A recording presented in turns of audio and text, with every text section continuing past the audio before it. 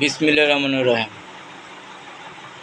Garments শ্রমিক যারা আছে প্রায় 40 লাখের বেশি গার্মেন্টস শ্রমিক যারা কাজ করে, টেক্সটাইল, নিটিং টিটিং, ড্যাং ম্যাং এইসব মানে কলকারখানায় কাজ করে।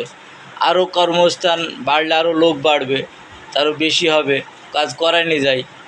কিন্তু এত যে গ্যাঞ্জাম লাগে গার্মেন্টসে, সমস্যাটা কোন জায়গায়? সমস্যাটা খুঁজে বার করতে হবে আগে। একজন শ্রমিক কাজ করে, শ্রম দেয়, তার শ্রমে যদি সুষ্ঠু মজুরি যতটুকু পাওয়ার কথা, যতটুকু ওয়াদাবদ্ধ যে দিতে হবে, ততটুকু যদি না দেয় তাহলে তো অশান্তিটা লাগে। আর যদি ততটুকু দেয় তাহলে তো আর অশান্তি লাগার কথা না। সাপোজ একটা জিনিস বুঝেন যে একটা ফ্যাক্টরিতে